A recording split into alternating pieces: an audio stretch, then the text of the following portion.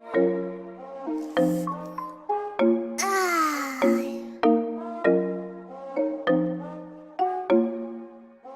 on a beat, boy. Okay, boomer. Whatever you say, boomer. Okay, boomer. Yeah, boomer. Whatever you say, boomer. Okay, boomer. Yeah, boomer. Whatever you say, boomer. Okay, boomer. Whatever you say, okie dokie, boomer. BOOMER, please your dusty mood, don't vibe with me.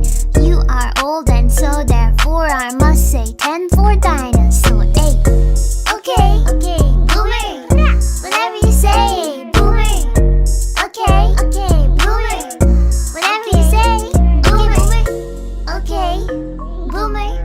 Whatever you say, boomer. Okay, boomer. Jimmy on Okie a dokie, beat, boy. boomer.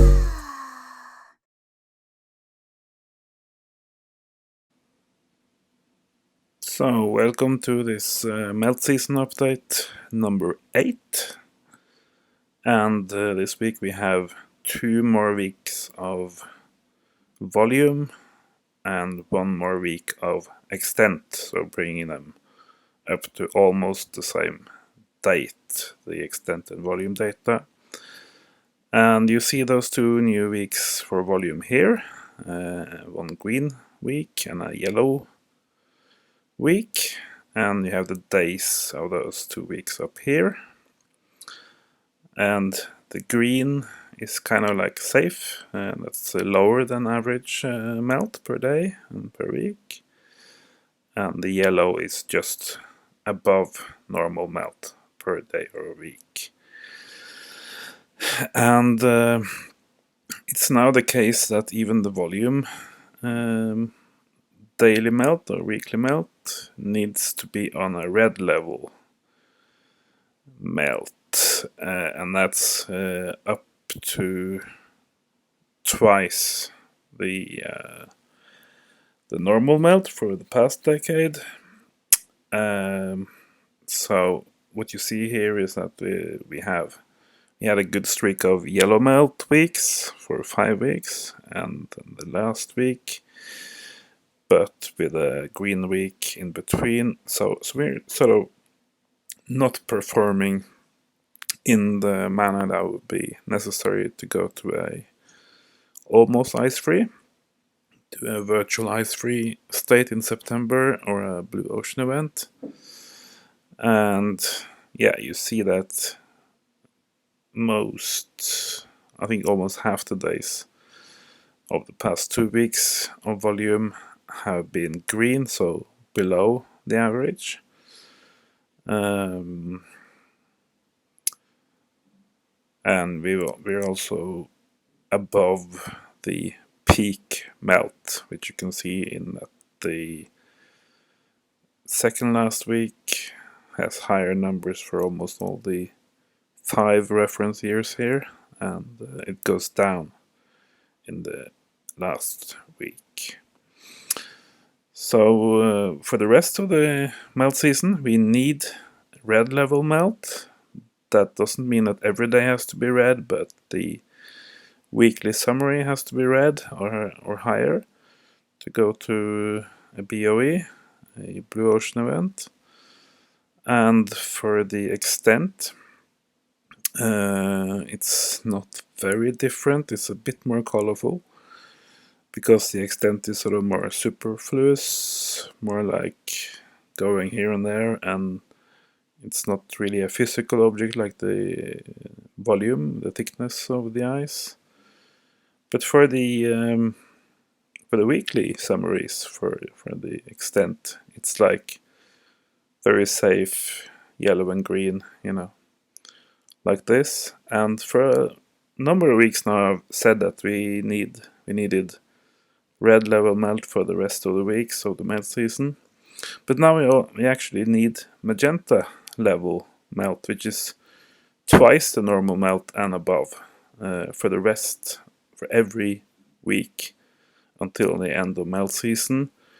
So we not only need these high red numbers, we need the magenta numbers, which are the highest of the high on the scale. The scale by the way, which is lined out in episode 4 of these melt updates. So, to look at the very last week, which is a new one in this update, that's been like a yellow for almost all the years. 2012 was a green, which you can sort of see from the fact that it has a light blue, very, very low melt figures for the past 2 days. And yeah, you can see that 2020 is performing pretty good, and that's also the lowest ever annual average for sea ice extent in the Arctic. But of course, 2020 didn't go to a Blue Ocean event, so it's just the lowest that we have on record. And you see 2021 is lagging behind for the past 2 weeks, 3 weeks, anyway. And as I mentioned, we need magenta level melt now for 2021 for the duration of the melt season to go virtual ice free. Okay, thank you. So in today's climate cope rant, we'll look at Professor Hans-Joachim Schellnhuber, who founded the Potsdam Institute for Climate Science in 1992, and according to himself, he coined the term tipping point for use in climate science in 2003, and in the context that we know as climate tipping points. So let's say that Schellnhuber takes his family to West Norway, to the Preacher's Chair, the famous cliff in the west. And he brings, along with his family, he also brings his cat, that we can see here. It's slightly larger than the rest of the people. And we can see also Hans Joachim over here, the edge, watching over all of this. So let's say they have a beautiful summer holiday in the sun, and they have some barbecue, and as these things happen, a little sausage falls over the edge, and the cat over here, Schellnhuber's cat, he or she, let's call it he, very much wants that sausage. He wants to eat it, so he jumps after it, and so in the context of tipping points, this cat is kind of over the edge. You know, it's like he wants that sausage, and you don't know where the sausage is, but the cat is kind of, you know, going in this fashion down through midair. And the question for Schellnhuber then is like, is his cat, is Schellnhuber's cat dead or alive in this time before it hits the ground? So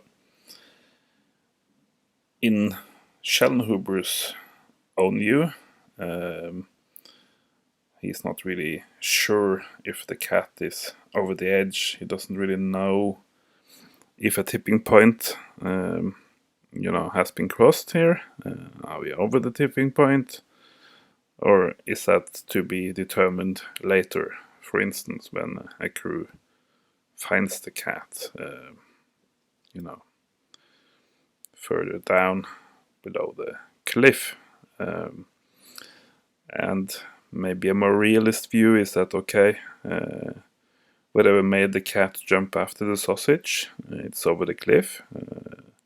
The tipping point was passed, and then it's like the